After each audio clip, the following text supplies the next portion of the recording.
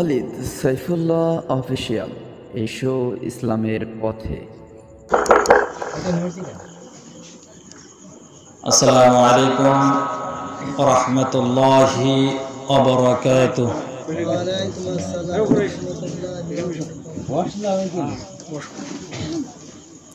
আমরা সকলে কেমন আছি?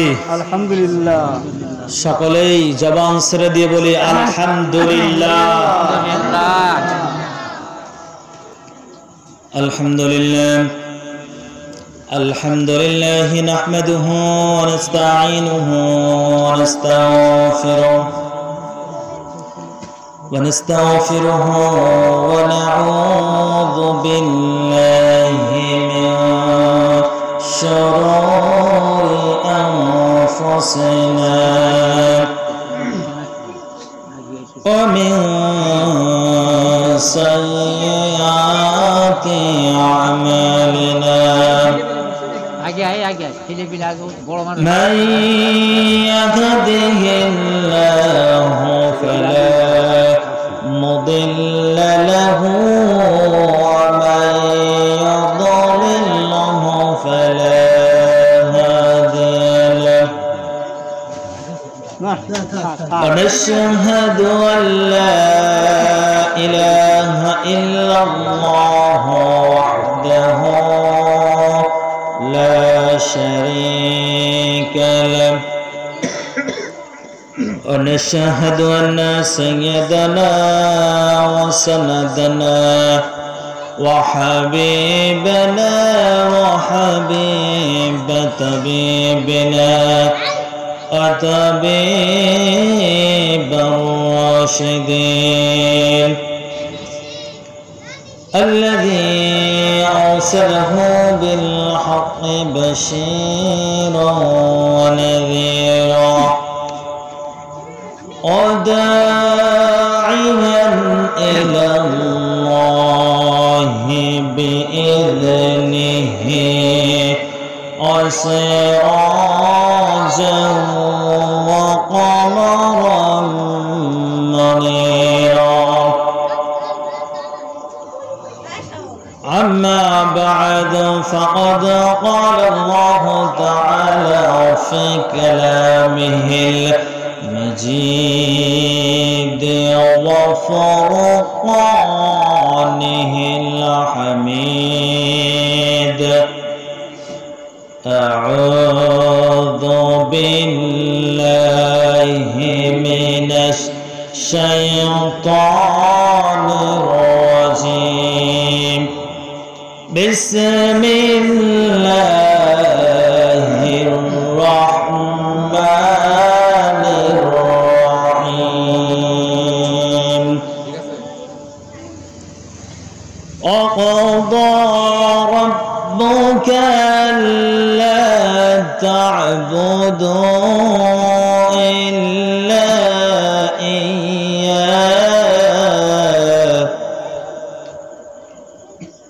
إلا إياه وبالوالدين إحسانا. إما يبلغن عندك الكبر أحدهما أو كلاهما فلا تقل لهما أف ولا تنهرهما وقل لهما قولا كريما. ما كان محمد أبا أحد من رجالكم ولكن رسول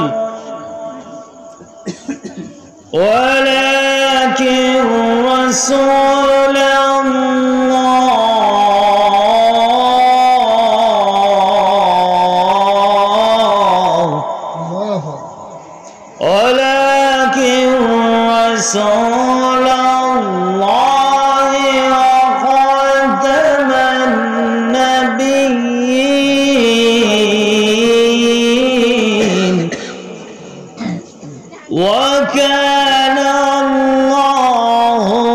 بكل شيء عليما إن الله وملائكته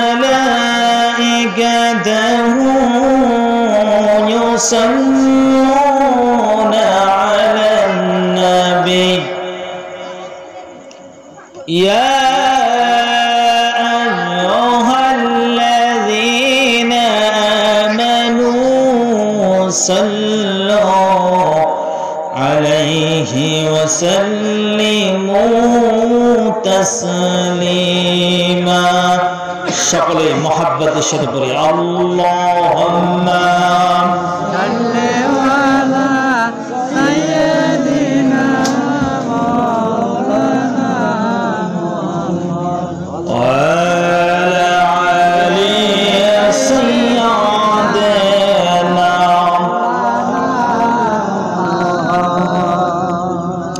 ফজরেতে আযান হলো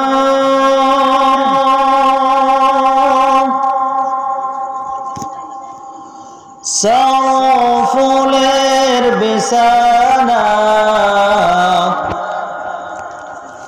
কবরেতে শুয়ে যারা তাদের রক্ত আর ফুয়াইনা আল্লাহুম্মা সাইয়্যিদিনা মাওলানা মুহাম্মদ ওয়া আলা আলি সাইয়্যিদিনা মাওলানা মুহাম্মদ জাহান্নামের আগুন মাবুদ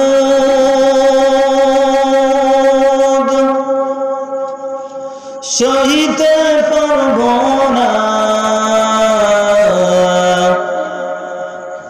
দুনিয়াতে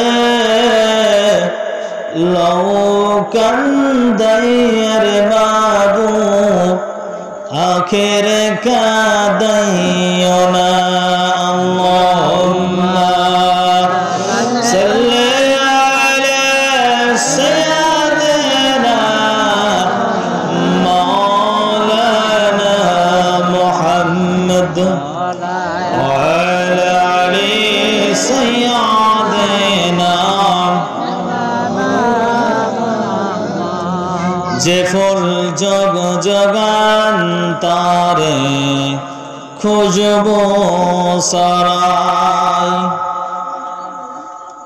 যে ফুল জগ জগান্তারে খুঁজব সরাই একেছি সে ফুল মোরা একেছি সে ফুল মোরা মনেরই কাবায়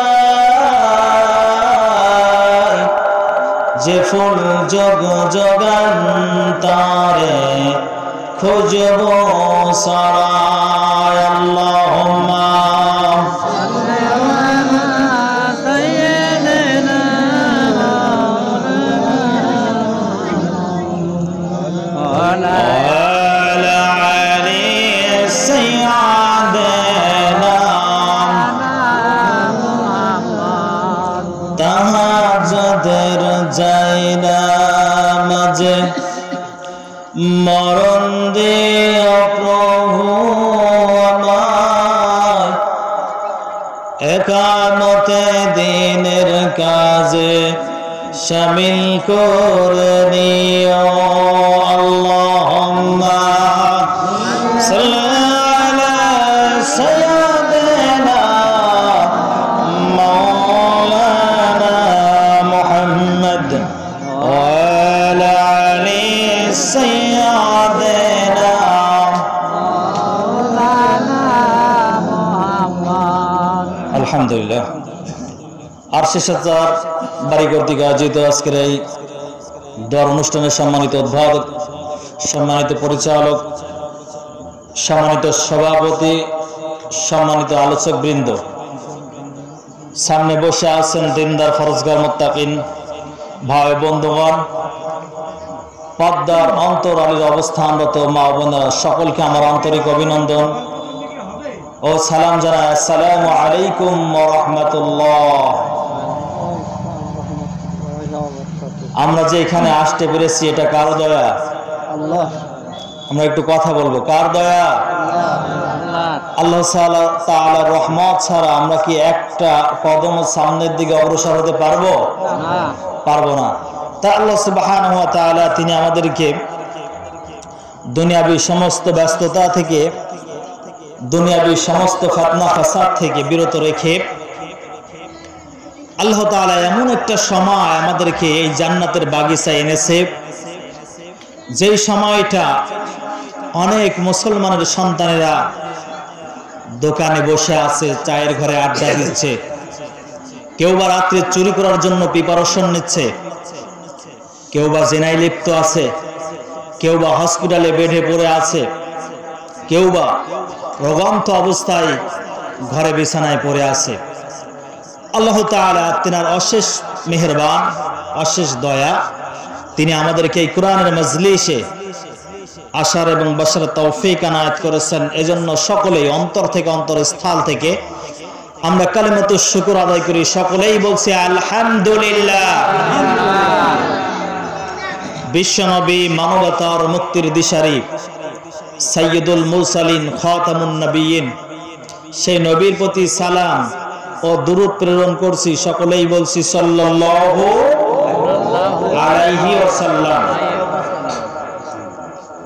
আচ্ছা, আমরা বিশ্বনবীর উম্মত হতে পেরে খুশি নাকি বেজার? আমরা খুশি, কারণ যেই নবীর উম্মত হওয়ার জন্য প্রতিটা নবী আকাঙ্ক্ষা করেছে, প্রতিটা নবী আল্লাহ তাআলার কাছে দোয়া করেছে এই নবীর উম্মত হওয়ার জন্য। নবীরা পর্যন্ত তারা উম্মত হওয়ার জন্য আল্লাহ তাআলার কাছে কান্নাকাটি করেছে, রোনাজানি করেছে। কিন্তু আল্লাহ তাআলার অশেষ মেহেরবান, তিনি আমাদেরকে ভালোবেসে এই নবীর উম্মত করে দুনিয়াতে প্রেরণ করেছেন। এই জন্য আরো একবার শুকরিয়া আদায় করি, আলহামদুলিল্লাহ। এই নবীর গুণ কি, আর এই নবী উম্মতের জন্য কি করবেন? বিশ্বনবী সাল্লাল্লাহু আলাইহি ওয়াসাল্লাম কিয়ামতের কঠিন মুসিবতের দিনে আল্লাহ তাআলা বলছেন, সেদিন কেউ কারোর পরিচয় দিবে না। ইয়াউমা ইয়াফিরুল মার'উ মিন আখিহি ওয়া উম্মিহি ওয়া আবিহি ওয়া সাহিবাতিহি ওয়া বানিহি লিকুল্লি ইমরিইম মিনহুম ইয়াউমাইযিন শা'নুন ইউগনি وجوه يومئذ مسفرة ضاحكة مستبشرة ووجوه يومئذ عليها غبرة ترهقها قترة أولئك هم الكفرة الفجرة। সম্মানিত উপস্থিতি, খুব মনোযোগ সহকারে শুনতে হবে। ইয়াউমা ইয়াফিরুল মার'উ মিন আখি, আখি মানে ভাই। আল্লাহ তাআলা বলছে সেই দিন ভাই ভাইয়ের পরিচয় দিবে না, ওয়া উম্মিহি তার মা সন্তানের পরিচয় দিবে না, ওয়া আবি তার বাবা তার পরিচয় দিবে না, ওয়া সাহিবাতিহি ওয়া বানি কোন আত্মীয় স্বজন বন্ধু বান্ধব কেউ কারোর পরিচয় দিবে না। ওই দিনটা এত ভয়ঙ্কর হবে যখন সন্তানেরা মায়ের কাছে ছুটে যাবে, যে মায়ের কাছে গেলে হয়তো মা আমাদেরকে সাহায্য করবে। সন্তানেরা ক্লান্ত শ্রান্ত হয়ে মায়ের দিকে ছুটে চলে যাবে। সন্তানেরা মাকে ডাকবে, মা আমাদেরকে আজকে বাঁচাও। কিন্তু মা সেদিন বলবে, কে তোমার মা? ইয়াউমা ইয়াফিরুল মার'উ মিন আখি, মা সেদিন সন্তানের পরিচয় দিবে না। মা সেই দিনের ভয়ে তিনি বলবেন, পৃথিবীর জমিনে আমার কোনো সন্তান ছিল না, আমার যে পৃথিবীতে সন্তান ছিল এটা আমার মনে পড়ে না, আমার মেমোরিতে আসে না। পৃথিবীতে আমার কোনো সন্তান ছিল না, আমি সন্তানহীন নারী ছিলাম।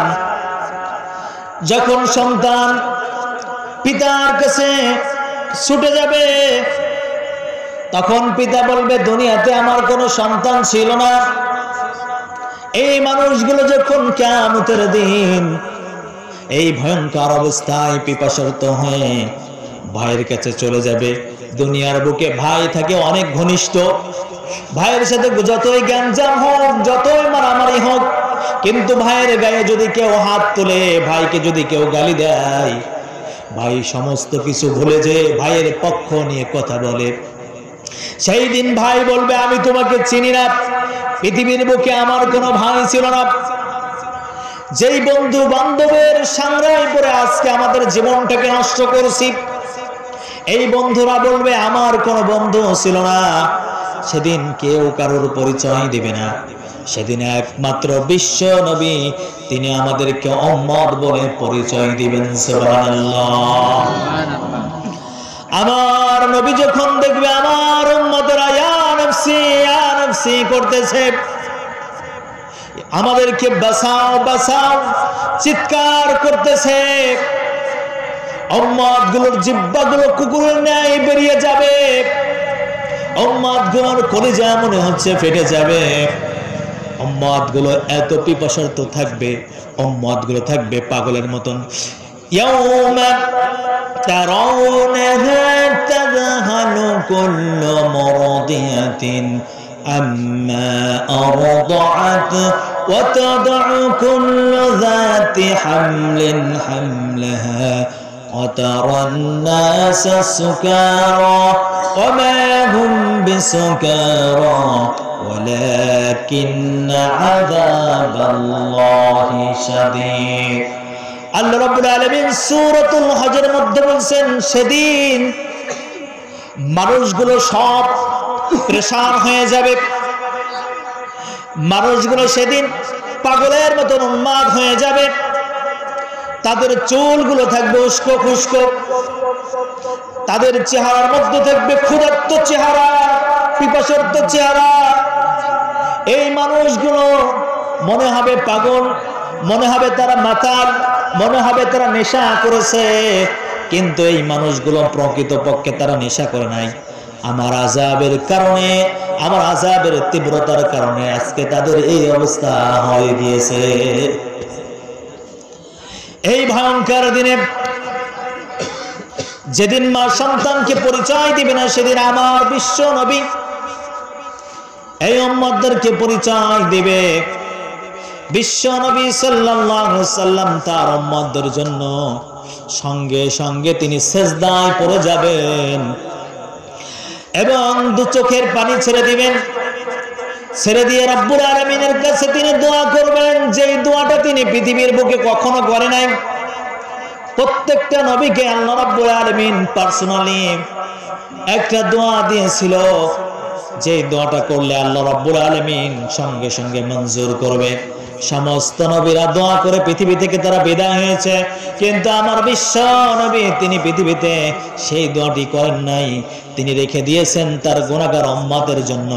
কিয়ামতের ময়দানে তিনি সিজদায় পড়ে যাবেন, সিজদায় পড়ে দুটি চোখের পানি ছেড়ে দিবেন আর বলবেন রব্বুল আলামিন আমার গুনাহগার উম্মতকে মাফ করে দাও। আমি পৃথিবীর বুকে 63 বছর বেঁচেছি, 63 বছর হায়াত পেয়েছি, আর এই 63 বছর আমি উম্মতি উম্মতি বলে কেঁদেছি। আজ কিয়ামতের এই কঠিন মুসিবতের দিনে আমি আমার উম্মতদের নাজাত চাই, আমি তোমার কাছে কিছু চাই না। রব্বুল আলামিন বলবে ও নবী, আজকে আপনি কেন মাথা নিচু করছেন? আপনার মাথাটাকে উঁচু করেন। আজ আমি আপনার চোখে পানি দেখতে চাই না, আজ আপনার মুখে আমি হাসি দেখতে চাই। আপনি বলুন, মাথা উঁচু করুন, আপনি বলুন, আপনারটাকে কবুল করা হবে। আপনি যাই বলবেন তাই মেনে নিব আমি। আমার বিশ্ব নবী বলবে হে আল্লাহ, দুনিয়ার বুকে যারা আমার সুন্নাতকে ভালোবেসেছে, যারা ফাত্তাবিউনি আমি নবীকে অনুসরণ করেছে, আমি নবীকে মহব্বত করেছে, আমার সেই উম্মতদেরকে মাফ করে দাও। রব্বুল আলামিন সঙ্গে সঙ্গে মঞ্জুর করে সেই উম্মতগুলোকে মাফ করে দিবে। সুবহানাল্লাহ, সুবহানাল্লাহ। এইভাবে বিশ্বনবী সাল্লাল্লাহু আলাইহি ওয়াসাল্লাম, বুখারীর বর্ণনায় হাদিসটি এসেছে, বিশ্বনবী সাল্লাল্লাহু আলাইহি ওয়াসাল্লাম বলেন, যারা জীবনে একবার কালেমা পড়েছে তাদেরকে মাফ করে দেন। আল্লাহ রাব্বুল আলামিন বলল, মাফ করে দিলাম। বিশ্বনবী বলে, আল্লাহ, যাদের জীবনে যারা পরিমাণ নেক আমল আছে, ঈমান আছে, আমার সেই উম্মতগুলোকে মাফ করে দাও। আমার আল্লাহ বলে, ও নবী, তোমার যে উম্মতেরা শিরক করে নাই সেই উম্মতদেরকে তুমি সুপারিশ করে জান্নাতে নিয়ে যাও। সুবহানাল্লাহ। সেই দিন কেউ কারোর পরিচয় দিবে না। এই ভয়ঙ্কর দিনে আমার বিশ্ব নবী কলিজার টুকরা, তিনি আমাদের পরিচয় দিবেন, আমাদের জন্য সুপারিশ করবেন। সেদিন তিনি থাকবেন আমাদের সবচেয়ে বড় আপন। ডেকে না। আর কিছু সংখ্যক বান্দার জন্য বিশ্ব নবী সুপারিশ করবেন না। এবার সুপারিশ যখন করা হয়ে যাবে, আল্লাহ রাব্বুল আলামিন বিশ্ব নবীকে ইন্না আ'তাইনাকাল কাউসার ফাসাল্লি লিরাব্বিকা ওয়ানহার ইন্না শানিআকা হুয়াল আবতার। আল্লাহ রাব্বুল আলামিন বিশ্ব নবীকে সান্ত্বনা দিলেন, ইন্না আ'তাইনাকাল কাউসার, হে নবী, নিশ্চয় আমি আপনাকে কাউসার দান করেছি। কিয়ামতের দিন মানুষ থাকবে পিপাসার্থ, মানুষের জিহ্বাগুলো সব পুকুরের ন্যায় বাইর হয়ে যাবে। সেই দিন এই হাউজে কাউসার আপনি আপনার উম্মতদেরকে দান করবেন। যে একবার হাউজে কাউসার পাবে তার জীবনে আর কোনোদিন পিপাসা লাগবে না। সুবহানাল্লাহ। বিশ্বনবী সাল্লাল্লাহু আলাইহি সাল্লাম এই হাউজে কাউসারের পানি তিনি পান করাবেন। এই হাউজে কাউসারের পানি থাকবে দুধের মতন সাদা, মধুর চাইতে অনেক মিষ্টি থাকবে। এটি জান্নাতের পানি। বিশ্বনবী সাল্লাল্লাহু আলাইহি সাল্লাম তার উম্মতদিগকে পান করাবে নিজের হাতে। কিন্তু কিছু সংখ্যক উম্মতেরা আসবে পান করার জন্য। বিশ্বনবী সাল্লাল্লাহু আলাইহি ওয়াসাল্লাম বলবেন, সুহকান সুহকান লিমান গায়রা বাদি, তোমরা আজকে বিতাড়িত হয়ে যাও, বিতাড়িত হয়ে যাও। তোমাদেরকে হাউজে কাউসার দান করা হবে না। কারণ দুনিয়ার বুকে তোমরা যতদিন বেঁচে দিলে আমাকে অনুসরণ করো নাই, আমার দেখানো পথে চলো নাই, আমার সুন্নাতকে ভালোবাসো নাই। দুনিয়ার বুকে দেখেছো আমি নবীকে গালিগালাজ করেছে, আমি নবীকে নিয়ে ব্যঙ্গ করেছে, আমি নবীর বিরুদ্ধে কথা বলেছে, চরিত্রহীন বলেছে। তুমি নীরবে সহ্য করেছো, কোনো প্রতিবাদ করো নাই।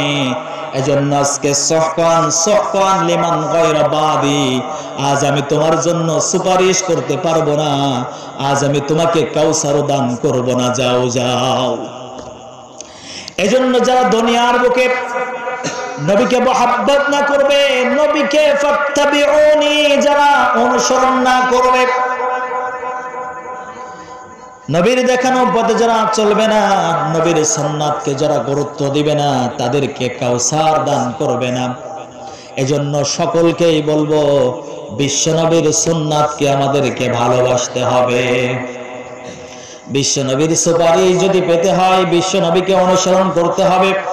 বিশ্বনবী তিনি যেইভাবে সালাত আদায় করেছে সেইভাবে সালাত আদায় করতে হবে, যেইভাবে রাষ্ট্র পরিচালনা করেছে সেভাবে রাষ্ট্র পরিচালনা করতে হবে, যেইভাবে পরিবার পরিচালনা করেছে সেইভাবে পরিবার আমাদেরকে পরিচালনা করতে হবে, যেইভাবে সমাজ পরিচালনা করেছে, অর্থনীতি, সমাজনীতি, পারিবারিক নীতি, আন্তর্জাতিক সমস্ত কিছু বিশ্ব নবী সাল্লাল্লাহু আলাইহি সাল্লাম যেইভাবে পরিচালনা করেছেন আমাদেরকেও সেইভাবে পরিচালনা করতে হবে।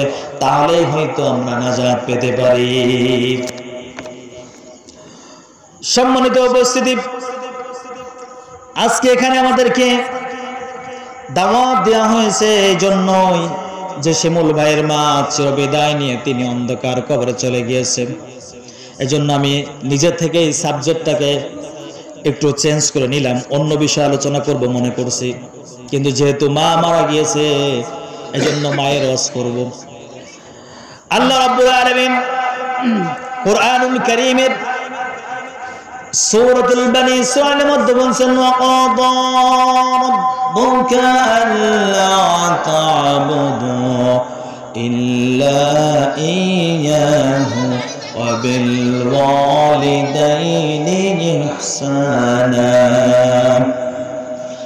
ইম্মা ইয়াবলুগান্না ইনদাকাল কিবরা আহাদুহুমা أو كلاهما فلا تقل لهما أف ولا تنهرهما وقل لهما قولا كريما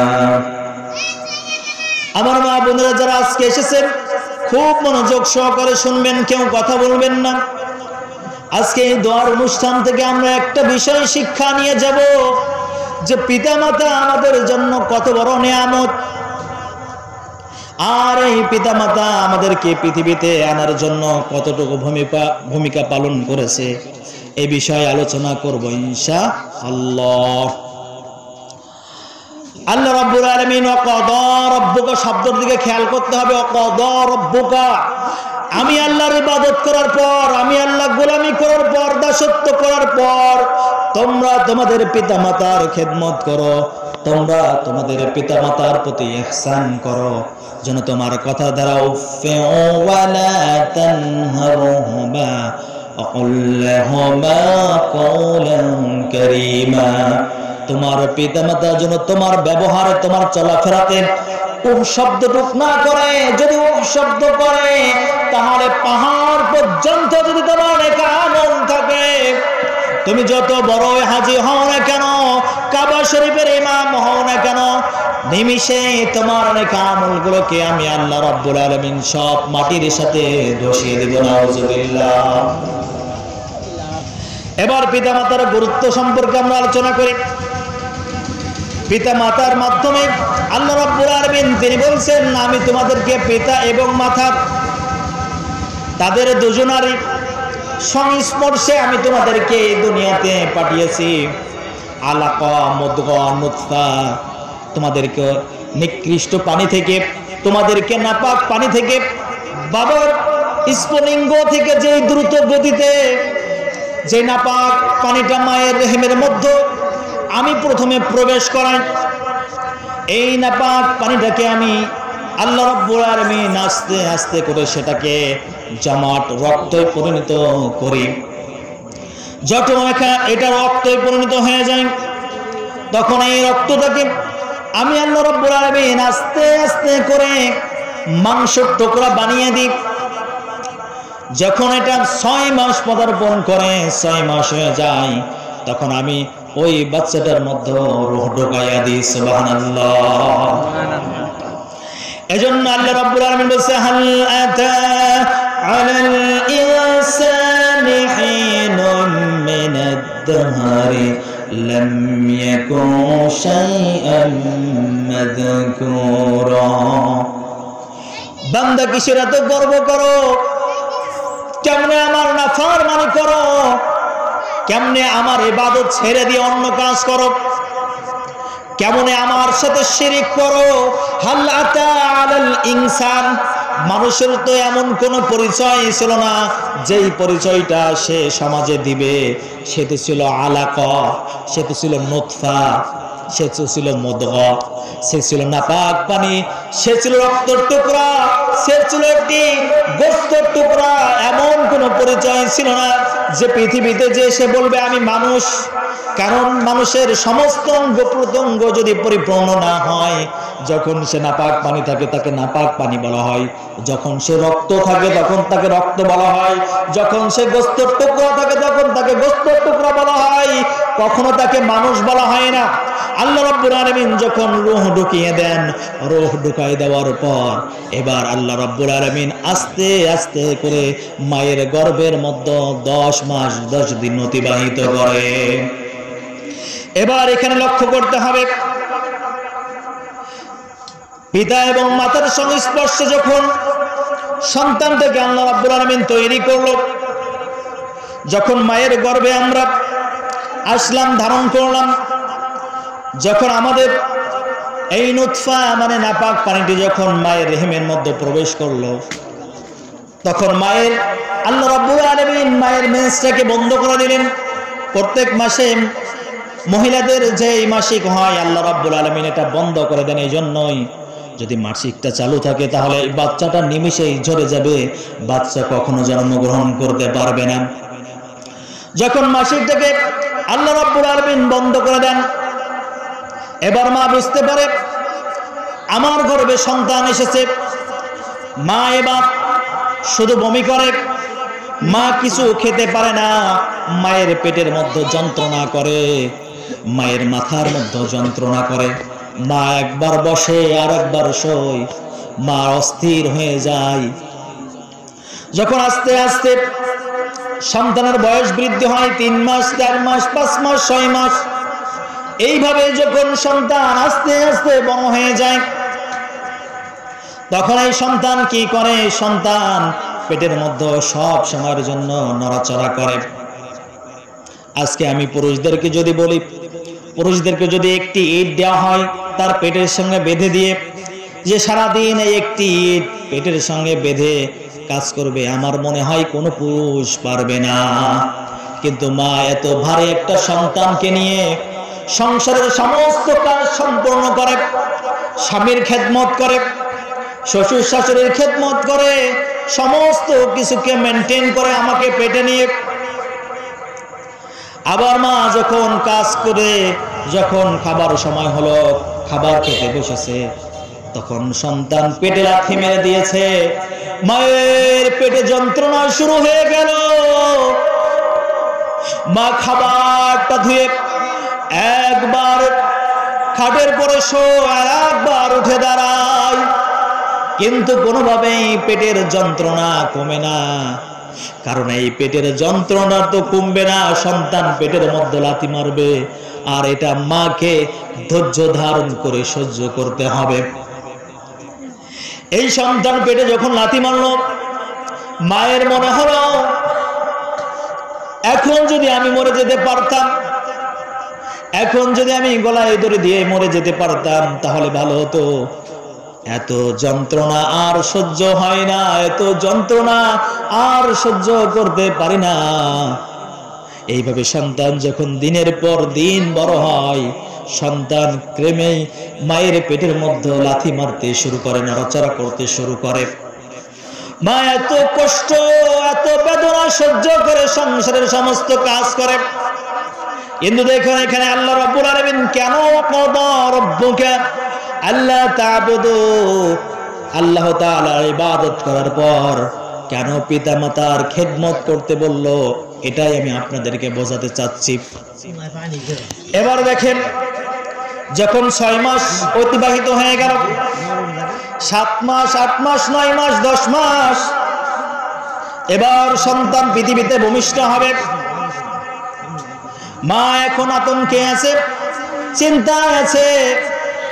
মা এখন মনে করতেছে হয়তো আমি আর বাঁচবো না, কারণ ডেলিভারির যেই কষ্ট, যেই বেদনা, পৃথিবীর কোনো মানুষ এত কষ্ট সহ্য করতে পারবে না। সম্মানিত উপস্থিতি, আমরা কথা বলবো না, কারণ খুব গুরুত্বপূর্ণ একটি আলোচনা করতেছি, খুব মনোযোগ সহকারে আমাদেরকে শুনতে হবে। এবার সন্তান পৃথিবীতে ভূমিষ্ঠ হবে। মেডিকেল সায়েন্স একটা সময় রেখা দিয়ে দিয়েছেন, এত তারিখের মধ্যে ডেলিভারি হবে, না হলে সিজার করতে হবে। এবার মায়ের পেরেশানিটা আরো বেড়ে গেল। মা এবার স্বামীর কাছে মাপ চাই, হোগো আমার স্বামী, দীর্ঘদিন তোমার সাথে ঘর সংসার করলাম, যদি কোনোদিন আমার কোনো কথায় কষ্ট পেয়ে থাকো, আমি যদি কখনো তোমাকে কষ্ট দিয়ে থাকি, সন্তান ডেলিভারি হতে যে হয়তো আমি দুনিয়া থেকে বিদায় হয়ে যেতে পারি। যদি কোনো কষ্ট দিয়ে থাকি, দয়া করে তুমি আমাকে মাফ করে দিও। শ্বশুর শাশুড়ির কাছে ক্ষমা চায়, তার পিতা মাতার কাছে ক্ষমা চায়, আশেপাশে যারা আছে সবার কাছে ক্ষমা চায়। হয়তোবা সন্তান পৃথিবীতে ভূমিষ্ঠ করার জন্য আমার এই দুনিয়া ত্যাগ করতে হতে পারে। যদি আমি মারা যাই তাহলে তোমরা আমাকে মাফ করে দিও, কারণ মা যে ব্যথাটা সহ্য করে পৃথিবীর কোনো মানুষ সহ্য করতে পারবে না। আজকের মেডিকেল সায়েন্স বিজ্ঞান বলছে একজন মানুষ 47 ইউনিট ব্যথা সহ্য করতে পারে। 47 ইউনিট ব্যথা কেমন করে লাগে বিজ্ঞানীদের কাছে যখন জিজ্ঞাসা করলো 47 ইউনিট একটা মানুষের কখন ব্যথা লাগে, বিজ্ঞানীরা বলছেন একটা মানুষ যখন গাড়ির তলে পড়ে ফিসে যায়, গাড়ির তলে পড়ে যখন তার 20টি হাড় ভেঙে যায় তখন সে 47 ইউনিট ব্যথা পায়। আর বিজ্ঞান বলছে 47 ইউনিট ব্যথা যদি কেউ পায় হয়তো সেই অজ্ঞান হয়ে যাবে, না সে মারা যাবে। কিন্তু বিজ্ঞান মায়ের এই ব্যথাটাকে যখন পরিমাপ করতে গেল, বিজ্ঞান অবাক হয়ে গেল। মেডিকেল সায়েন্স একটা মানুষ এত ব্যথা কিভাবে সহ্য করে। সন্তানকে যখন পৃথিবীর বুকে মানতে যায় 47 ইউনিট নয় 57 ইউনিট ব্যথা সহ্য করে। এই 57 ইউনিট ব্যথা সহ্য করে মা সন্তানকে দুনিয়ার বুকে আনে। ও মুসলমানের সন্তান, এখান থেকে শিক্ষা নাও। আজকে যারা মায়ের সাথে খারাপ আচরণ করো, পিতা মারা গিয়েছে মাকে ভেনো করে দিয়েছো, মা নিজে বৃদ্ধা মানুষ, মা এখনো রান্না করে খায়। ও দুনিয়ার সন্তানেরা, তোমরা যখন ছোট্ট ছিলে মা তার যৌবন কাল থেকে রান্না করে করে আসতেছে। এখন মা বৃদ্ধা হয়ে গিয়েছে, মা ঠিক মতো চোখে দেখে না, মা ঠিক মতো কানে শুনে না, মায়ের গায়ে শক্তি নাই, মায়ের চামড়াগুলো সব গুছিয়ে গিয়েছে। এই মা এখনো রান্না করে খায়। ও সন্তানেরা, পৃথিবীর বুকে তোমার মতন কুলাঙ্গার সন্তান বেঁচে থাকার কোনো অধিকার নাই। কারণ পিতা মাতা কত কষ্ট করে তোমাকে দুনিয়ার মুখ দেখিয়েছে।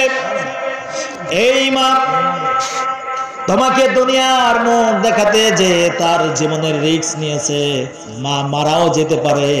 কারণ মেডিকেল সায়েন্স বলছে 47 ইউনিটের ব্যথা যখন বেশি হয়ে যায় তখন মানুষ মারা যায়।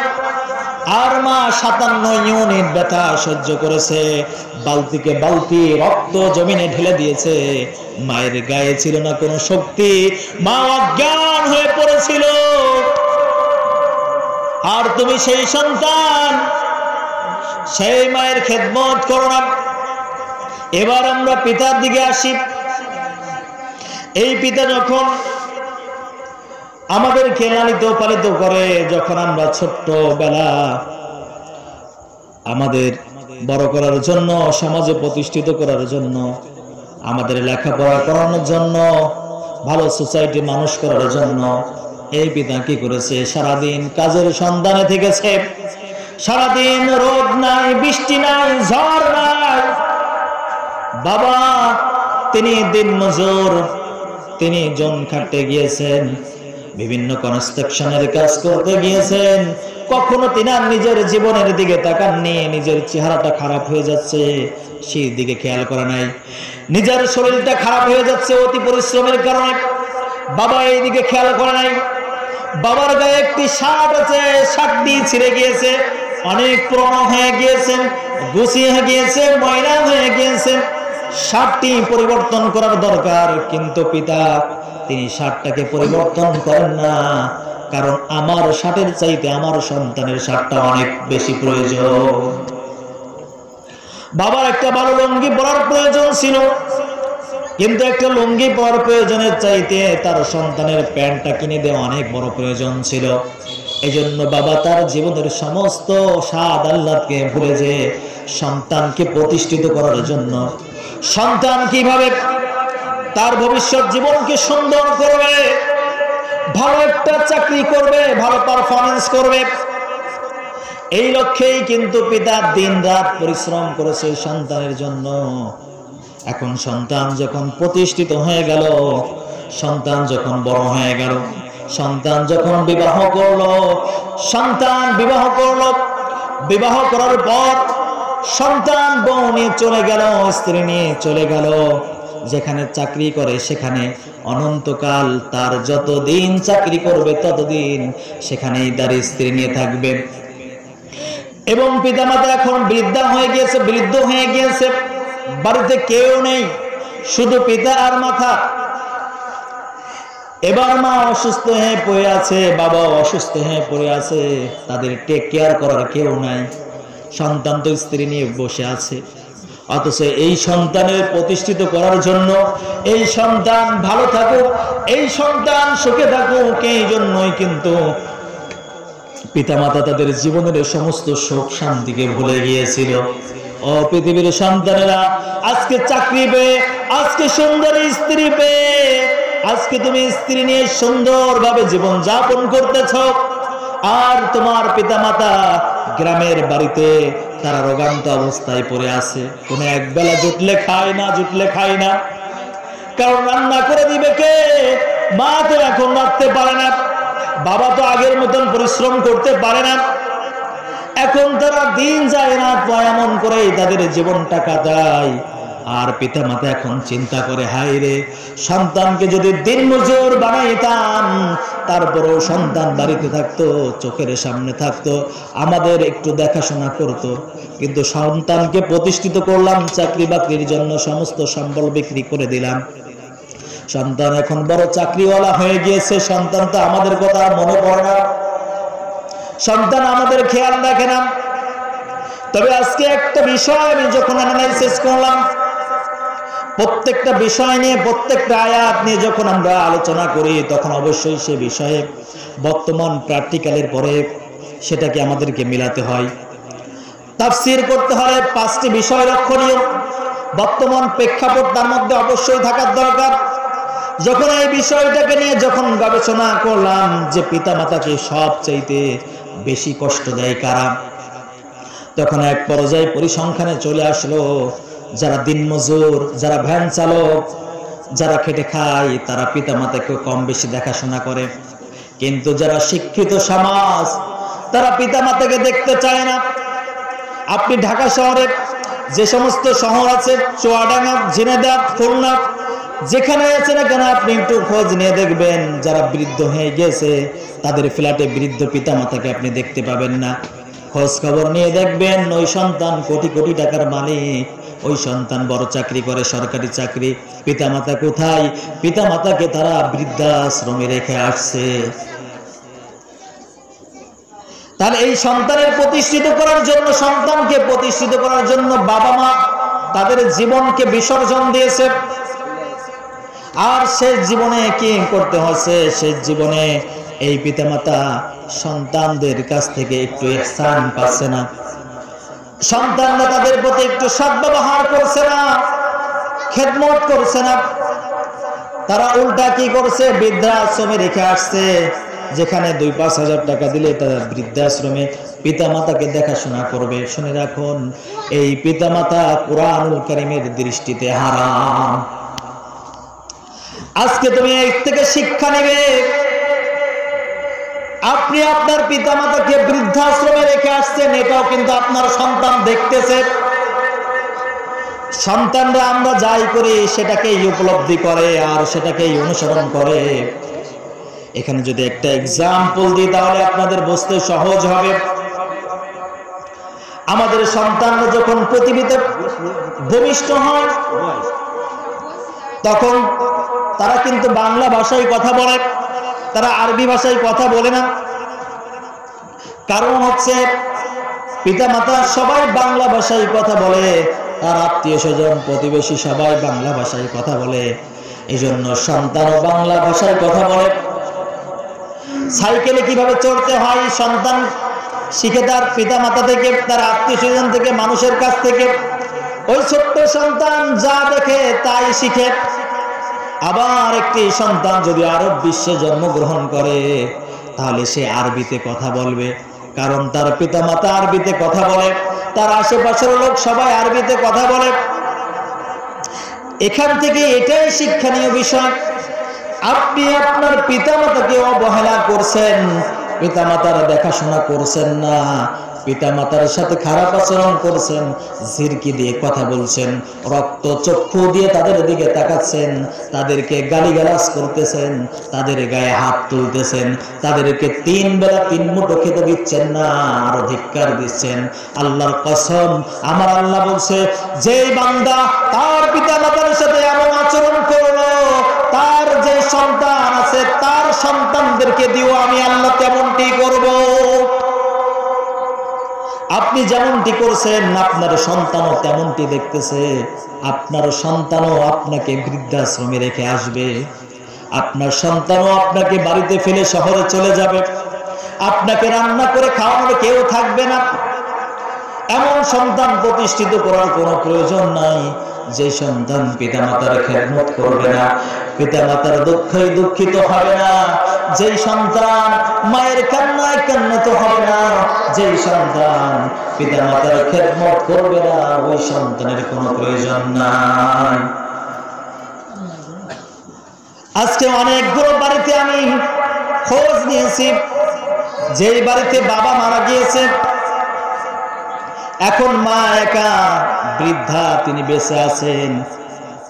অনেক বাড়িতে আমি খোঁজ নিয়েছি, এজন্যই যেহেতু রিসার্চের কাজ করতে হলে বানানো কথা বললে হবে না, অবশ্যই আপনাকে সত্যতা যাচাই করতে হলে প্র্যাকটিক্যাল লাইফে আপনাকে আসতে হবে। যতগুলো বাড়িতে দেখলাম যে পিতা চিরবিদায় নিয়ে অন্ধকার কবরে শুয়ে আছে, শুধু মা আছে, অধিকাংশ বাড়িতে শুনতে পেলাম যে বিটার বউ তার শাশুড়ির সাথে ভালো ব্যবহার করে না,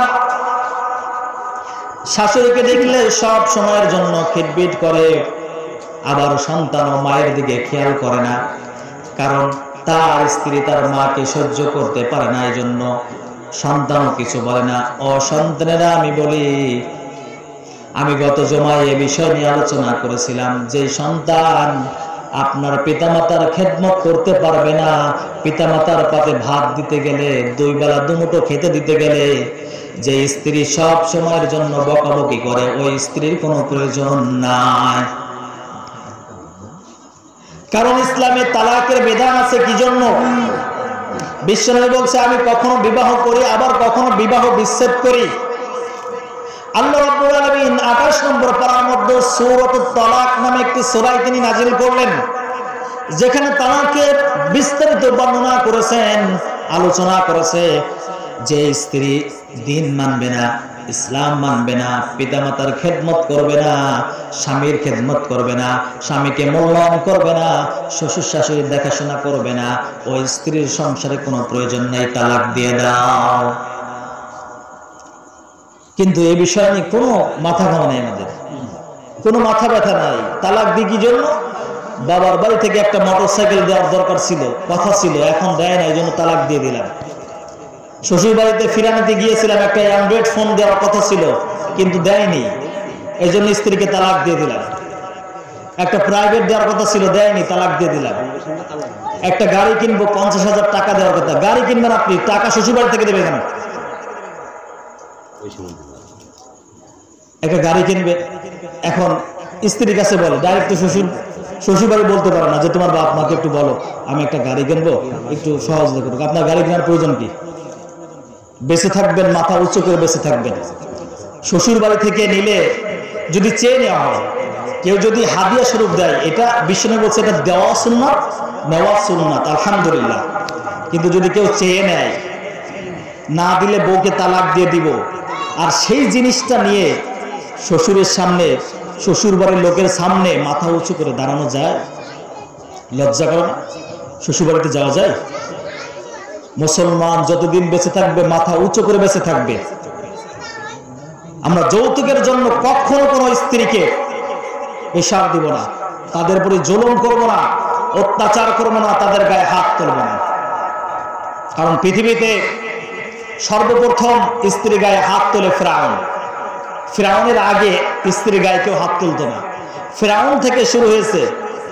মা আসিয়া আলাইহিসসালাতু ওয়াসসালামকে ফিরআউন এমন ভাবে নির্যাতন করত, তার কপালে পেরেক ঢুকাইতো, তার হাতের মধ্যে পেরেক ঢুকাইতো, তাকে গরম তেলের মধ্যে তার হাতগুলোকে ঢুকাই দিত, কড়ার মধ্যে ফেলে দিত, গাগুলোকে ব্লেড দিয়ে চিরে চিরে লবণ আর মরিচ গায়ের মধ্যে মেরে দিত। এত নির্যাতন করত ফিরআউন। পৃথিবীতে যারা বউ পিটায় তারা হচ্ছে ফিরআউনের অনুসারী। বউ পিটান আপনারা? পিটান? চাচা বলছে না পিটালে হয় না। এখন আমার মা বোনেরা আছে অনেকেই, চাচা যা বলছে না পিটালেও হয় না। পিটারও একটা লিমিটেশন কোরআনুল কারীমের মধ্যে আল্লাহ তাআলা দিয়েছেন এবং বিশ্বনবী সাল্লাল্লাহু আলাইহি ওয়াসাল্লাম বলেছেন, এক বিগত একটা লাঠি নেবেন, এক বিগত লাঠি দিয়ে মারতে পারবেন, এটা কোরআনুল কারীমের মধ্যে এবং বিশ্বনবী সাল্লাল্লাহু আলাইহি ওয়াসাল্লাম তিনি হাদিসের মধ্যে বলেছেন। মানে এক বিগত লাঠি দিয়ে মারলে তো আর লাগবে না, তাকে সতর্ক করে দিতে হবে যে তুমি সোজা হয়ে যাও, তুমি যেটা করছো সেটা থেকে ফিরে আসো। এখন বিশ্বনবী বলছে মেয়েদেরকে তোমরা সোজা করতে যেও না, কারণ সোজা করতে গেলে তারা আরো বাঁকা হয়ে যাবে। তাদের কাছে নমনীয় হতে হবে। যদি আপনি নমনীয় হন, আপনি চুপ করে থাকেন, তাহলে দেখবেন আস্তে চুপে যায়। যদি আপনি গিয়ার বাড়িয়ে দেন তাহলে কিন্তু সে আরো গিয়ার বাড়িয়ে দেবে। তাতে করে কি হবে? ফাসাদ সৃষ্টি হবে। তখন দেখে কিনা মার, ওই মার আর কেউ ঠেকাতে পারবে না। পাশে কোদালের আসারি যা আছে তাই দিয়ে মার শুরু করে দিবে। কিন্তু বউ পিটানো যাবে না, কারণ আমাদেরকে ধৈর্য ধরতে হবে।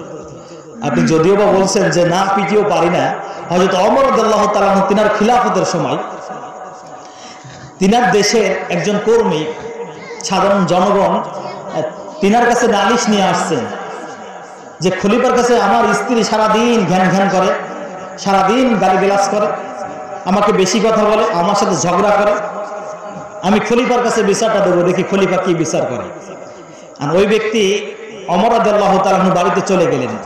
যখন তিনার বাড়ির মধ্যে প্রবেশ করলেন তখন দেখতে পেলেন যে ওমর রাদিয়াল্লাহু তাআলা ও তিনার স্ত্রী দুজন ঝগড়া করতেছে। আর তিনি চিন্তা করলেন আমি বিচার নিয়ে আসলাম কার কাছে?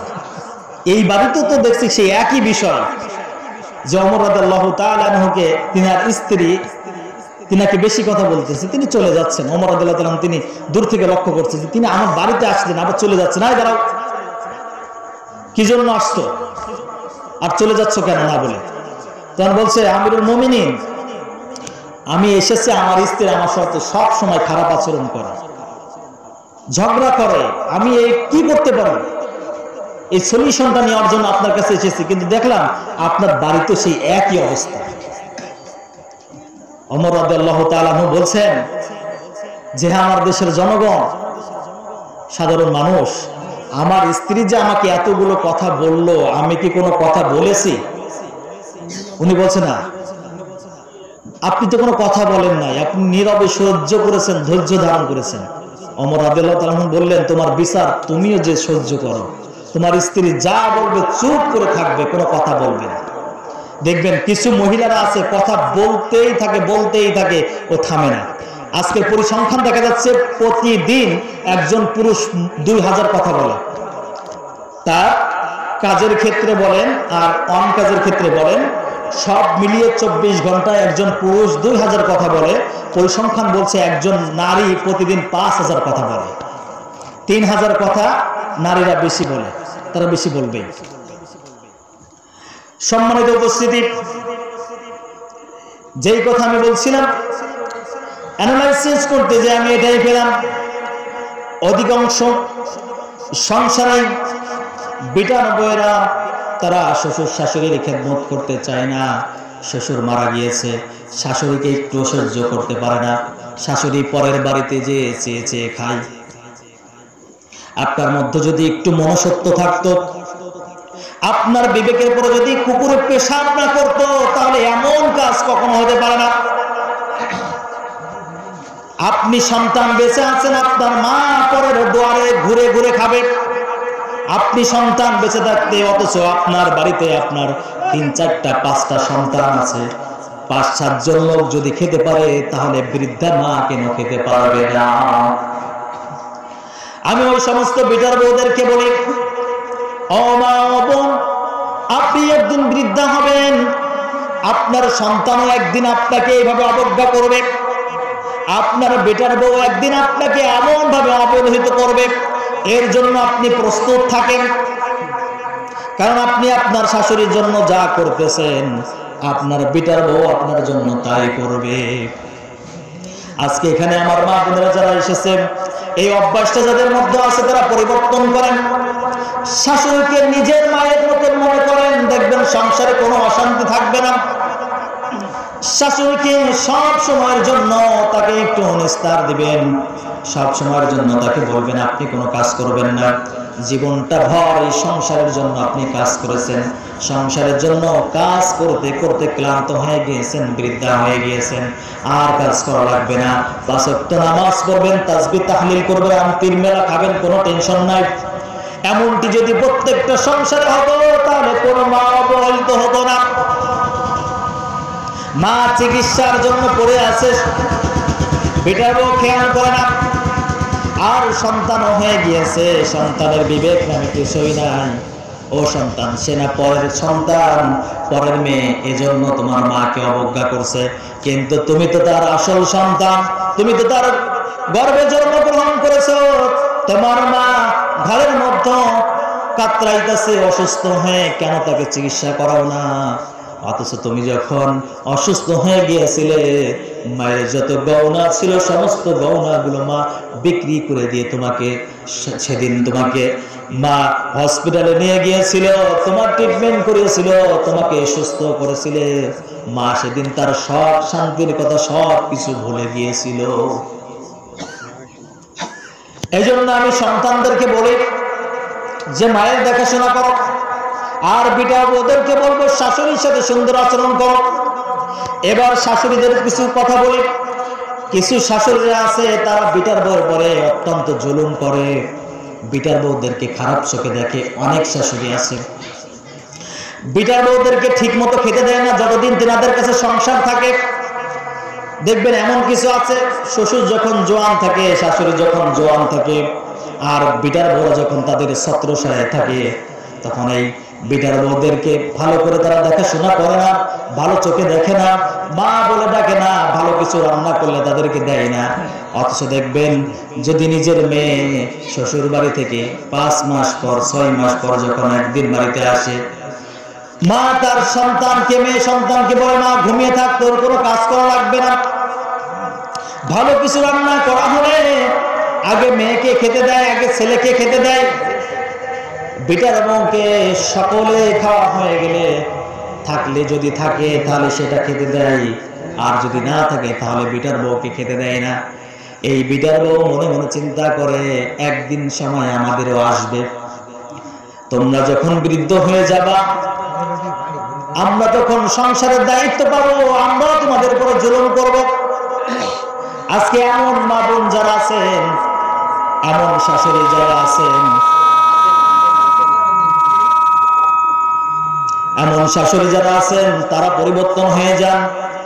বিটার বউকে নিজের মেয়ের মতন দেখেন, মা বলে ডাকবেন, সমস্ত কাজ দেখবেন করবে, কিন্তু বিটার বউকে নিয়ে সব সময়ের জন্য সমালোচনা করেন।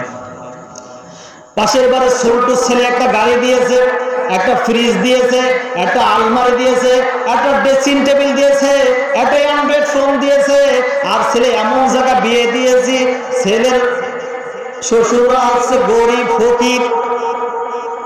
পাশের বাড়ির ভাবির সাথে গল্প করে। যখন বিটার বউ এই কথাটা শুনে অত্যন্ত কষ্ট পায়, কারণ কোন সন্তান পিতা মাতা সমালোচনা সহ্য করতে পারে না। আপনি তার পিতা মাতাকে নিয়ে যখন সমালোচনা করেছেন, তখন কিন্তু বিটা বউর অন্তরে আঘাত লাগে। আপনি একজন মা, আপনি কখনো এমনটি করতে পারেন না, কারণ যৌতুক নেওয়া ইসলামে ততটাই হারাম যতটা হারাম শুয়ারের মাংস খাওয়া। এই শুয়ারের মাংস খাওয়া যেমন আল্লাহ রাব্বুল আলামিন হারাম করেছেন, ঠিক তদ্রূপ যৌতুক নেওয়া হারাম করেছেন। এই যৌতুকের জন্য বেটার বউকে আমরা সারাদিন তাদেরকে বেশি কথা বলি, না পেরে মেয়েটি তার বাবার বাড়িতে কান্না করে যে মা আমার যে মাল জিনিসগুলো দেওয়ার দরকার জমি বেচে হলেও দিতে হবে, না হলে আমি শ্বশুর বাড়িতে থাকতে পারবো না, শ্বশুর বাড়িতে আমি যাব না।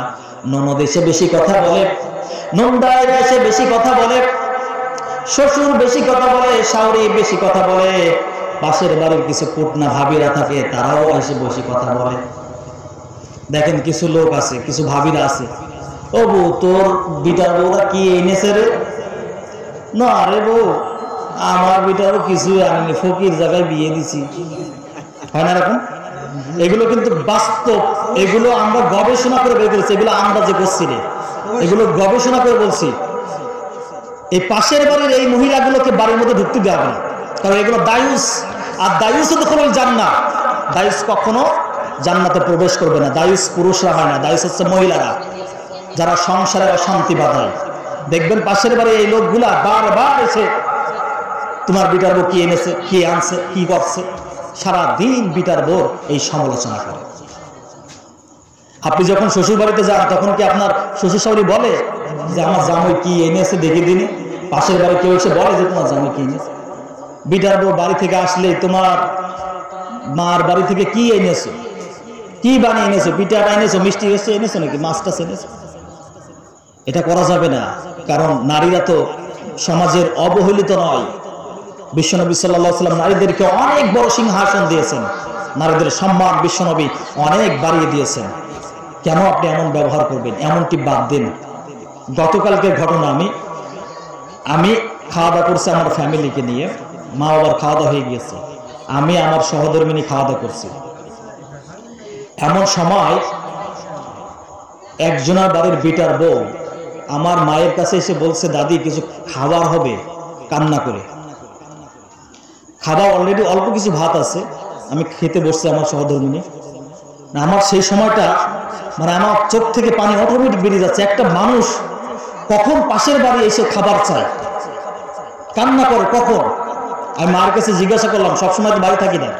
মা বলছে রান্না করে ঠিকই, বিটার বউকে অল্প কিছু ভাত দেয় খেতে, যেটা দিয়ে তার যে ক্ষুধা, কিঞ্চিত পরিমাণ তার ক্ষুধা নিবারণ হয় না। কারণ কি? কারণ শুনতে পেলাম ওই বিটার বউটা তার বাড়িতে চলে গিয়েছিল, ছেলেটা দ্বিতীয় বিবাহ করছিল, যার কারণে বিটার বউর বাড়ি থেকে একটু কেস কাছারি হচ্ছিল, যার কারণে একটু মনোমালিন্য হয়ে গিয়েছে। এক, দ্বিতীয়ত তার ছেলেকে একটা গাড়ি দেওয়ার কথা ছিল, সেটাও দেয়নি, যার কারণে তার সাথে এত পরিমাণ খারাপ আচরণ করে কোনো মানুষ সহ্য করতে পারে না। আমার মনে হচ্ছিল যে ধরে ওকে পিটাতে পারতাম, তাহলে আমার কলিজাটা ঠান্ডা হতো। একটা বিটার বউকে এত কষ্ট কিভাবে মানুষ দেয়? নিজের মেয়ে হলে কি হতো? আবার নিজের মেয়েকে যখন তার শ্বশুর বাড়ির লোক একটু তার সাথে খারাপ আচরণ করে, তখন আবার তাদেরকে গালাগালি শুরু করে। নিজেরটার ব্যাপারে খুব কষ্ট লাগে, পরেরটার ব্যাপারে কেন কষ্ট লাগে না? এগুলো আমাদেরকে দেখতে হবে, মা আমাদেরকে খেয়াল করতে হবে। পরে একটা মেয়ে আমাদের বাড়িতে আছে, মা বাবাকে ছেড়ে, আপনিও তো একদিন আসছিলেন, আপনিও তো বুঝেন মা বাবাকে ছেড়ে আসা কতটা দুঃখ, কতটা কষ্ট। সমস্ত পর মানুষগুলোকে আপন করে নিতে হয়, তারপরও যদি এত কষ্ট দিন, খাবার কষ্ট, শোয়ার কষ্ট, পড়ার কষ্ট দিন, তাহলে ওই মেয়েটি থাকবে কার কাছে? এই জন্য শাশুড়িদেরকে বলবো, যাদের বিটার বউ আছে তাদের সাথে সুন্দর আচরণ করেন, তাহলে শেষ বয়সে একটু সুন্দরভাবে জীবন যাপন করতে পারবেন। আর যদি বিটার বউদের সাথে খারাপ আচরণ করেন, তাদের ঠিকভাবে খেতে না দেন, তাদের সাথে খারাপ আচরণ করেন, শেষ বয়সে যে আপনার কপালে অনেক দুঃখ, অনেক দুঃখ, সেদিন কিন্তু আপনার সন্তানও দেখবে না। কারণ আপনার সন্তান দেখেছে আপনি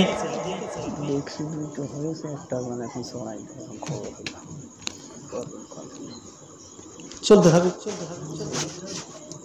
সম্মানিত উপস্থিতি, মনে করছিলাম আমি শেষ করে দেবো 10 মিনিটের মধ্যে। এখন বাড়ির পক্ষ থেকে জানানো হয়েছে যে আর একটা ডেস্ক নাকি আনতে দেরি হয়ে গেছে একটু, যার কারণে আমাদের সময় নিতে হবে। আলোচনা করব, আমরা আস্তে আস্তে একটু আলোচনা শুনি। আমি ছেড়ে দিতে চেয়েছিলাম, কিন্তু এখন যেহেতু বাড়ির একটু সমস্যা, তার কারণে আমরা একটু আলোচনা শুনি, তাই না? এখান থেকে আমরা কিছু শিক্ষাও নিই। তো সম্মানিত উপস্থিতি, যে বিষয়টা আজকে পারিবারিক বিষয় নিয়ে যখন আমরা গবেষণা করি তখন দেখা যায় যে পিতামাতার অবস্থা খুব খারাপ হয় শেষ বয়সে। কারণ এই বিটার বউরা আর পিতামাতাকে ভালোবাসতে চায় না, তাদেরকে দুবেলা দুমুঠো খেতে দিতে চায় না, ভালো একটা কাপড় সন্তান এনে দিক এটাও বিটার বউ চায় না। কারণ বিটার বউর পরে একসময় অনেক নির্যাতন করেছে, অনেক জুলুম করেছে, যার কারণে সন্তানও দেখে আমার মা আমার স্ত্রীর প্রতি অনেক জুলুম করেছে। সন্তান কিন্তু বলতে পারে না, মা তুমি এটা করো কেন, সন্তান বলতে পারে না। সন্তান বললে সন্তানকে আরো উল্টা মা বকে, বকাবকি করে মায়ের সাথে, সন্তান নীরবে সহ্য করে। শেষ বয়সে যে সন্তানও কিন্তু পিতা মাতার পরে আর কোনো খেয়াল করে না। এই জন্য সম্মানিত উপস্থিতি, পিতা মাতা সম্পর্কে আমি আলোচনা করছিলাম। এই পিতা মাতা আমাদেরকে দুনিয়ার বুকে আনতে যে কত বড় ভূমিকা পালন করেছেন। বিশ্বনবী বলেন, ও সাহাবীরা, তোমাদের গায়ের চামড়াগুলো যদি শুনে শুনে দিয়ে যদি তোমার পিতামাতার এক জোড়া জুতা বানিয়ে দাও, এক ফোঁটা দুধের ঋণ তোমরা কখনো পরিশোধ করতে পারবে না। কারণ হামালাতুহু উম্মুহু কুরহা ওয়া ওয়াদাআতুহু কুরহা ওয়া হামলুহু ওয়া ফিসালুহু 30 শাহরা। আল্লাহ বলছেন, কষ্টের পর কষ্ট ধারণ করে তোমার মা 30 শাহরা, 30 মানে 30 মাস একটানা তোমার জন্য কষ্ট করেছে। সেই মাকে কখনো তোমরা কষ্ট দিও না, দুঃখ দিও না। আজকে এখানে যারা এসেছেন, আজকে এখান থেকে তওবা করব। আমাদের পিতামাতা যারা ভিন্ন আছে, যারা আলাদা রান্না করে খায়, সকাল থেকে পিতামাতাকে নিয়ে একসাথে খাবার খাবো। সম্মানিত উপস্থিতি, আমরা একটু মনোযোগ অন্যদিকে দিচ্ছি। আমরা একটু দুরূদ শরীফ পড়ি। আল্লাহুম্মা সাল্লি আলা সাইয়্যিদিনা মাওলানা মুহাম্মদ ওয়া আলা আলি সাইয়্যিদিনা মাওলানা মুহাম্মদ। খুব মনোযোগ সহকারে শুনবো।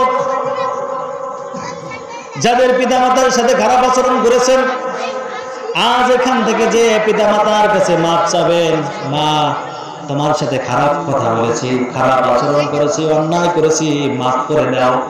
মা এমন দরদি মা, জীবনের সমস্ত ভুল ত্রুটি সব কিছু ভুলে যে সন্তানকে বুকে জড়িয়ে সন্তানকে মাফ করে দিবে। সুবহানাল্লাহ। এজন্য যারা পিতামাতাকে ছাড়া এখনো আছেন, পিতামাতা ভিন্ন আছে, তাদেরকে সকাল থেকে একসাথে নিয়ে খাবার খাবেন। আর মা বোন যারা এসেছেন, সবচাইতে বড় ভূমিকা আপনি পালন করবেন। কারণ যদি আপনি আপনার শ্বশুর শাশুড়িকে একসাথে নিয়ে খেতে চান, কখনো সন্তান নিষেধ করবে না। সন্তান তো নিষেধ করে আপনার ভয় যে আমার স্ত্রী গালাগালি করবে, আমার স্ত্রী ঝগড়া করবে, এজন্য পিতা মাতাকে আলাদা করে দেয়।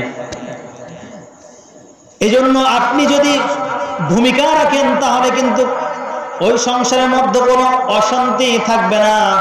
যখন মুরব্বীরা সংসারের মধ্যে থাকে, তখন সংসারের পরে আল্লাহ রাব্বুল আলামিন রহমত নাজিল করে। ওই সংসার থেকে যখন মুরব্বীরা পৃথক হয়ে যায়, আল্লাহ বলছেন ওই ফ্যামিলির পরে আমি আল্লাহ রাব্বুল আলামিন যেই কোনো সময় গজব নাজিল করতে পারি। এজন্য সতর্ক হয়ে যান। পিতামাতার সাথে খারাপ আচরণ নয়, পিতামাতাকে অবজ্ঞা করব না। কারণ পিতামাতাকে অবজ্ঞা করেছে পৃথিবীতে অনেক ইতিহাস পড়েছি, তাদের জীবন এমন হয়েছে, তারা দুনিয়াতেও লাঞ্ছিত হয়েছে, কিয়ামতের দিনও তারা লাঞ্ছিত হবে। বিশ্বনবী সাল্লাল্লাহু আলাইহি ওয়াসাল্লামের এক সাহাবী, নাম তার আলকামা। এই সাহাবী মৃত্যুর সময় কালেমা পড়তে পারছে না। সাহাবীরা থেকে কালেমা পড়াচ্ছেন, কিন্তু সাহাবী কালেমা কোনোভাবেই মুখ দিয়ে উচ্চারণ করতে পারছে না। বিশ্বনবীর কাছে চলে গেলেন। বিশ্বনবীর কাছে যেয়ে বললেন, হে আল্লাহর রাসূল, আপনার সাহাবী আলকামা সে তো কালেমা পড়তে পারছে না। বিশ্বনবী সাল্লাল্লাহু আলাইহি সাল্লাম তিনি নিজে আসলেন, এসে দেখলেন যে আমার সাহাবী কালেমা পড়তে পারছে না। এবার বিশ্বনবী সাল্লাল্লাহু আলাইহি সাল্লাম তিনি বললেন, যাও আলকামারের মাকে ডেকে আনো। খুব সংক্ষেপ ভাবে বলছে, আলকামারের মাকে ডেকে আনা হলো। আলকামারের মাকে বলল, ও আলকামারের মা, তোমার সন্তান তোমার সাথে কেমন আচরণ করতো? যখন এই কথা বিশ্বনবী বললেন, মা সঙ্গে সঙ্গে দুটা চোখের পানি ছেড়ে দিয়ে কাঁদতে কাঁদতে বলছে, এ আল্লাহর রাসূল,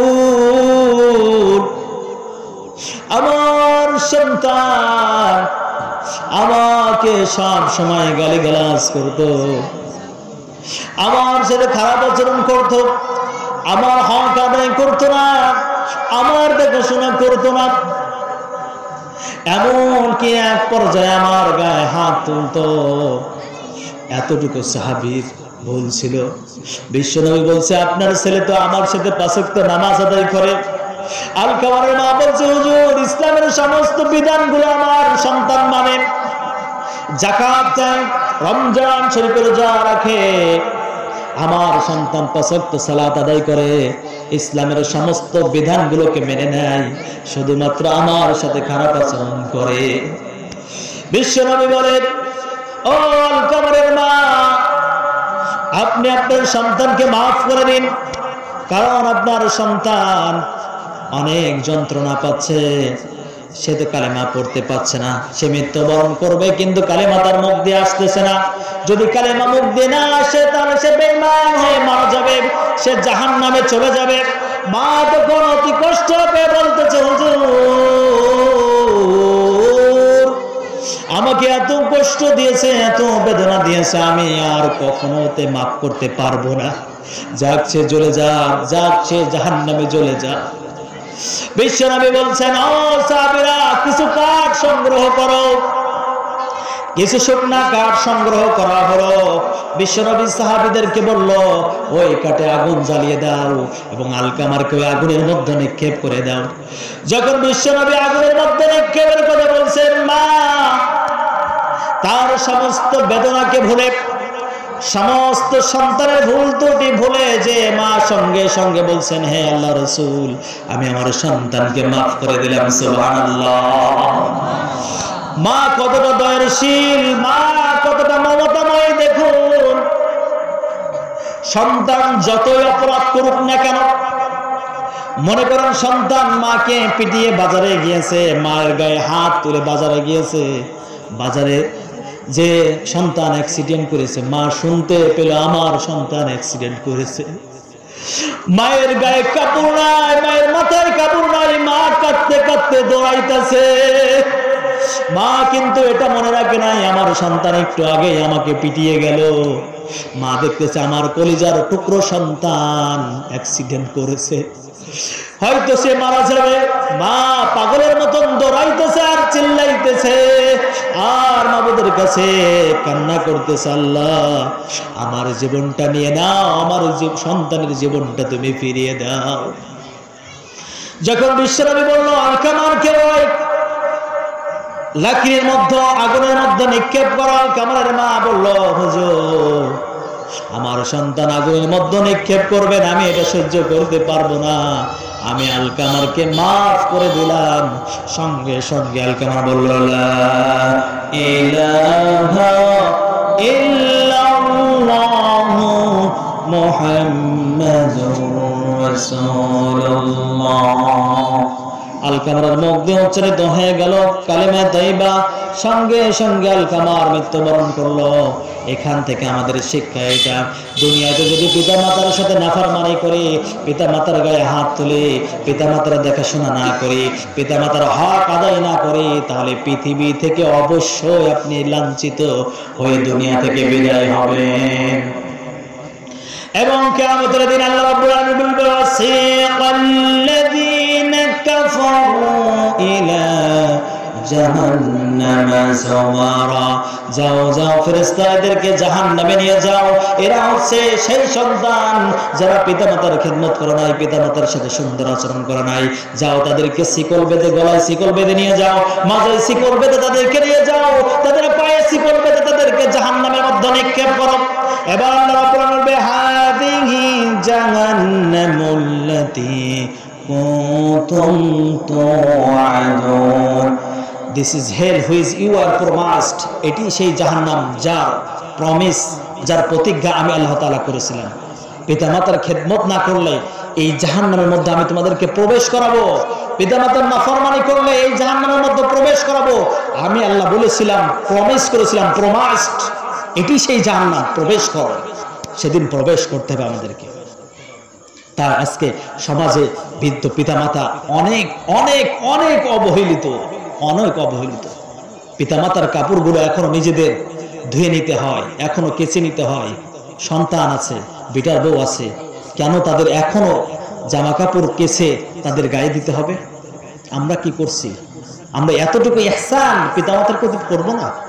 এতটুকু করতে পারবো না আমরা? কেন পিতামাতা এখনো রান্না করে খাবে?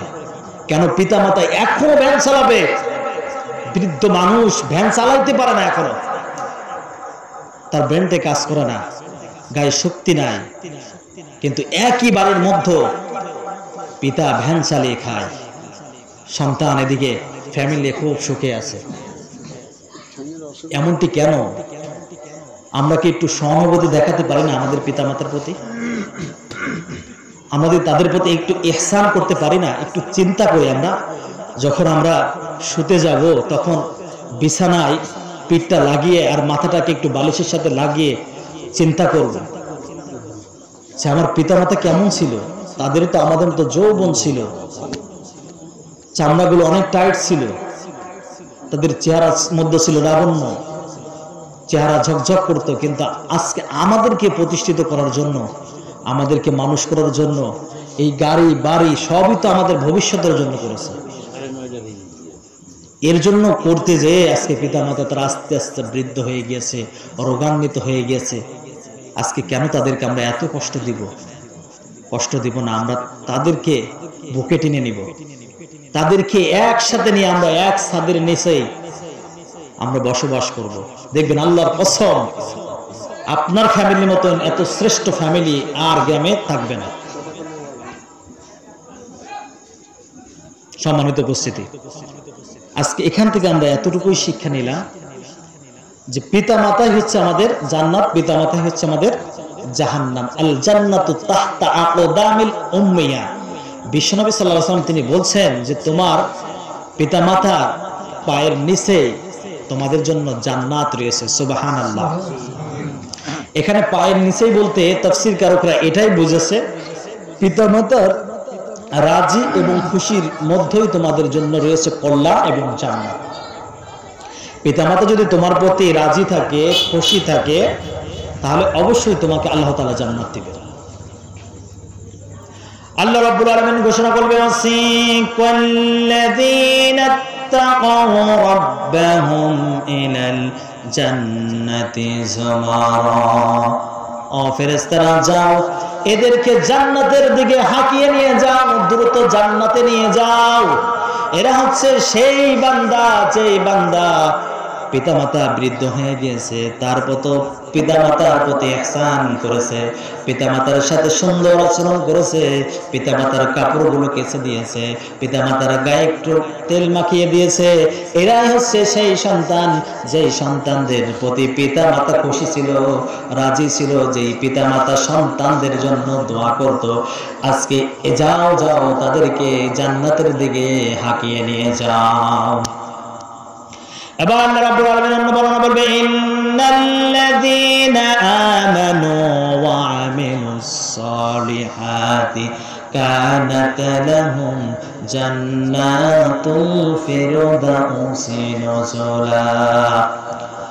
ইন্নাল্লাযীনা আমানু, নিশ্চয় যারা ঈমান এনেছে, ওয়া আমিলুস সালিহাতি, শব্দের দিকে খেয়াল করতে হবে, ওয়া আমিলুস সালিহাতি আমলে সালেহ করেছে। আমলে সালেহ অর্থ হচ্ছে পিতামাতার প্রতি ভালো ব্যবহার করা, পিতামাতার প্রতি খেয়াল রাখা, পিতামাতাকে সুন্দর সুন্দর খাবার খাওয়ানো, সুন্দর পোশাক পরানো, পিতামাতার সাথে সুন্দর আচরণ করা, হাসি মুখে কথা বলা, এগুলো হচ্ছে আমলে সালেহ।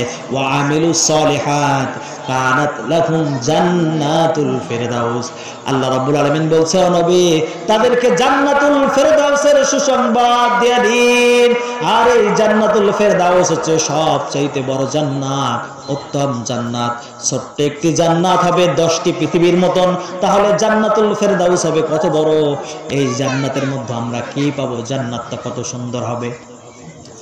বিশ্বনবী সাল্লাল্লাহু আলাইহি ওয়াসাল্লাম তিনি যখন মেরাজে গিয়েছিলেন, জান্নাত এবং জাহান্নাম ভ্রমণ করেন।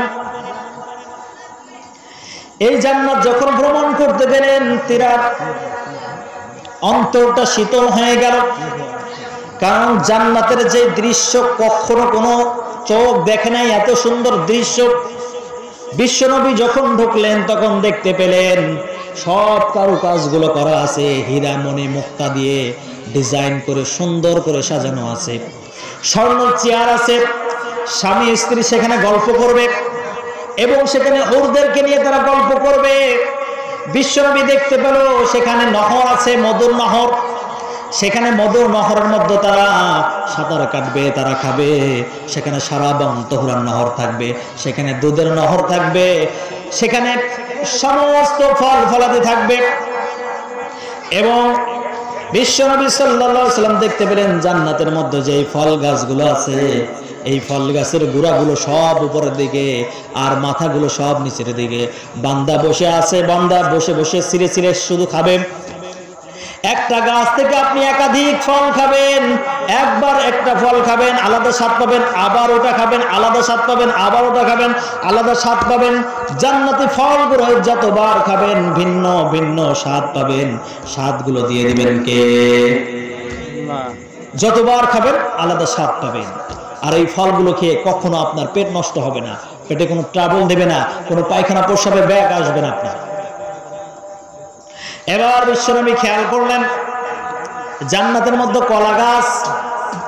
দুনিয়াতে আমরা কলা খাই, এই কলাগুলো পাড়তে হলে হয়তো কলা গাছটাকে কাটতে হয়, না হয়তো লগা বেঁধে কলার ছড়িগুলোকে কাটতে হয়। কিন্তু আল্লাহ রাব্বুল আলামিন বলছে, আমার বান্দারা কেন এত কষ্ট করবে? জান্নাতে কোনো কষ্ট নাই, জান্নাতে শুধু সুখ আর সুখ, শান্তি আর শান্তি। কলা গাছের গোড়াগুলো থাকবে সব উপরের দিকে, আর কলা গাছের উপরের মাথাটা থাকবে নিচের দিকে, সব বান্দাদের চোখের সামনে থাকবে। আল্লাহ রাব্বুল আলামিন বলছে, এই কলাগুলার কোনো চোচা থাকবে না, চোচাবিহীন সব কলাগুলা সরি সরি ধরে থাকবে। সুবহানাল্লাহ। আল্লাহ রাব্বুল আলামিনকে জিজ্ঞাসা করলো, হ্যাঁ রাব্বুল আলামিন, কলাগুলোর কোনো চোচা নাই কেন? আল্লাহ বলছেন, এই কলাগুলোর চোচাগুলো চুলতে আমার বান্দার কষ্ট হবে, এই জন্য আমি কলাগুলোকে চোষাবিহীন, আমি কলাগুলোকে আমি এই জান্নাতের মধ্যে তৈরি করে দিয়েছি, যাতে করে আমার বান্দা নেয় আর খায়, কোনো কষ্ট করতে না হয়। সুবহানাল্লাহ। এত সুন্দর জান্নাত বিশ্বনবী তিনি দেখলেন। এবার তিনি জাহান্নাম ভ্রমণ করতে গেলেন। জাহান্নাম তো খুব নিকৃষ্ট জায়গা। এই জাহান্নামের তীব্রতা যদি পৃথিবীর কোনো মানুষ একটা বার বুঝতে পারতো, তাহলে কোনোদিন পৃথিবীতে আল্লাহর হুকুমের বিধানের বাইরে যেত না।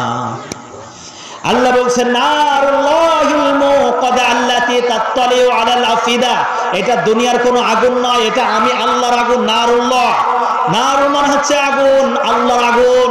দুনিয়ার আগুন তো মাত্র 1 ভাগ, জাহান্নামে যে আগুন আছে তার থেকে 1 ভাগ আগুন, 70 ভাগের 1 ভাগ আগুন আদম আলাইহিস সালাতু ওয়াস সালামকে দুনিয়াতে দেয়া হবে। দুনিয়াতে দিয়ে যখন আদম আলাইহিস সালাতু ওয়াস সালাম রান্না করতে যান, পাতিল সহকারে পুড়ে কয়লা হয়ে যায়। ওই 1 ভাগের কারণে যে কাজ করতে যাই সব পুড়ে কয়লা হয়ে যায়। আদম আলাইহিস সালাতু ওয়াস সালাম বলেন, আল্লাহ, এই আগুন থেকে আমি কোনো কাজ করতে পারি না, সব পুরো মেসাকার হয়ে যায়। আল্লাহ রাব্বুল আলামিন জিবরাইল আলাইহিস সালাতু ওয়াস সালামকে বলে, ও জিবরাইল, যাও যাও, ওই 1 ভাগ আগুনকে সমুদ্রের মধ্যে চুবাইতে থাকো, যতক্ষণ পর্যন্ত ঠান্ডা না হবে ততক্ষণ পর্যন্ত ওটা বানান। জিবরাইল আলাইহিস সালাম আগুনকে চুবাইতে লাগলো, সমুদ্রের মধ্যে চুবাইতে চুবাইতে যখন ঠান্ডা হয়ে গেল, তখন আদম সন্তানের জন্য এই ঠান্ডা আগুন দিয়ে দিল। যেই ঠান্ডা আগুন দিয়ে আমরা রান্না করি, যেই ঠান্ডা আগুন দিয়ে আমরা ইট ভাটাই আগুন জ্বালাই, যেই ঠান্ডা আগুন দিয়ে আমরা বিভিন্ন কাজ করি, এটাই হচ্ছে ঠান্ডা আগুন। যেই ঠান্ডা আগুনের মধ্যে 10 সেকেন্ড হাত রেখে দিলে এই হাত পুরো মাসাকার হয়ে যায়। কিন্তু সেই দিনে আগুন হবে কেমন? আল্লাহ বলছেন, আল্লাহ কোন মানুষের আঙুলে যদি স্পর্শ করে সঙ্গে সঙ্গে তার কলিজা পুরো ছারখার হয়ে যাবে। এত তীব্রতা, এত তেজ হবে সেই আগুন। সেই আগুনকে তোমরা ভয় করো। এই আগুনের মধ্যে তোমাদেরকে আসতে হবে। এই আগুনের মধ্যে আমি আল্লাহ তোমাদেরকে পোড়াবো। আর সেই আগুনের ইন্ধন হবে হচ্ছে মানুষ এবং পাথর। বিশ্বনবী তিনি ভ্রমণ করতে গেলেন। ভ্রমণ করতে যে তেনার মনটা খারাপ হয়ে গেলেন, তিনি দুনিয়ার বুকে চলে আসলেন। খুব সংক্ষিপ্তভাবে বলতেছি, যারা রান্না করতেছেন তাদেরকে বলবো, আপনাদের রান্না হয়ে গেলে খুব দ্রুত এখানে আপনারা ইনফর্ম করবেন, কারণ মানুষ অনেকক্ষণ বসে আছে, তাদেরকে ছেড়ে দিতে হবে। সম্মানিত উপস্থিতি, আপনাদের কাছ থেকে আর বেশি সময় নাই, যখনই কল করবে তখনই শেষ করে দিব। এবার বিশ্বনবী তিনি দুনিয়াতে চলে আসলেন মিরাজ থেকে, এসে কাঁদতেছেন। এবার তিনার কলিজার টুকরা নয়নের মনে মা ফাতেমাতুজ জোহরা এবং তার জামাই হযরত আলী রাদিয়াল্লাহু তাআলা আনহু, তিনি বিশ্বনবীর সাক্ষাতের জন্য তিনার বাড়িতে যাচ্ছেন। বিশ্বনবী বাড়িতে যেয়ে দেখলেন বিশ্বনবী কাঁদতেছেন। আলী রাদিয়াল্লাহু তাআলা আনহু বলছেন, হে আমার শ্রদ্ধেয় শ্বশুর, হে বিশ্বনবী, আপনাকে কে কষ্ট দিয়েছে? একটা বারের জন্য তার নাম বলুন, আমার তরবারি দিয়ে তার ঘর থেকে আমি কাল্লাটাকে দ্বিখণ্ডিত করে দিব। মা ফাতেমাতুজ জোহরা বলে, হে আমার পিতা, আপনাকে কে কষ্ট দিয়েছে? কেউ গালি দিয়েছে কিনা আপনি বলুন। বিশ্বনবী বলে, মা ফাতেমা, কেউ আমাকে গালি দেয়নি, কেউ আমাকে কষ্ট দেয়নি, কেউ আমাকে মারধর করেনি। জাহান্নাম যখন ভ্রমণ করতে গেলাম, জাহান্নামের মধ্যে শুধু চিৎকার আর চিৎকার দেখতে পেলাম। দুনিয়ার মানুষেরা যদি ওই চিৎকার শুনতো, দুনিয়ার মানুষের সব স্বাদ, আল্লাহ দুনিয়ার সমস্ত কিছুকে তারা ভুলে যেত। ওই চিৎকার যদি মানুষেরা শুনতো, তাহলে কানের পর্দাগুলো সব ফেটে যেত। এত জোরে জোরে তারা চিৎকার করতেছিল। আর যারাই চিৎকার করতেছিল তারাই ছিল অধিকাংশ নারী। 6 শ্রেণীর নারীদেরকে বিশ্বনবী তিনি জাহান্নামের মধ্যে জ্বলতে দেখেছে। সম্মানিত উপস্থিতি, আবারও যদি কখনো কোনো সময় হয় এখান থেকেই শুরু করব, আর সময় নিব না। আল্লাহ রাব্বুল আলামিন আমাদের সকলকে এই কথাগুলোর পরে আমল করার তৌফিক দান করুন, সবাই আমিন। আমরা দোয়া করব শিমুল ভাইয়ের মায়ের জন্য, যে আল্লাহ তাআলা তিনাকে জান্নাতুল ফেরদাউস দান করুক। তিনার দাদা দাদি, নানা নানি, তিনারাই যারা অন্ধকার কবরে চলে গিয়েছে তাদের জন্য দোয়া করব। গ্রামবাসী সকলের জন্য দোয়া হবে। এই জন্য আমরা সকলেই কবর জিয়ারতের উদ্দেশ্য করে বিসমিল্লাহ সকলে সূরা ফাতিহা পড়ি, সূরা ইখলাস পড়ি, কয়েকবার দুরূদ শরীফ ইস্তেগফার করি। আউযু বিল্লাহি মিনাশ শাইতানির রাজিম। বিসমিল্লাহির রহমানির রহিম। আলহামদুলিল্লাহি রাব্বিল আলামিন। আর রহমানির রহিম, মালিকি ইয়াউমিদ্দিন। إياك نعبد وإياك نستعين اهدنا الصراط المستقيم صراط الذين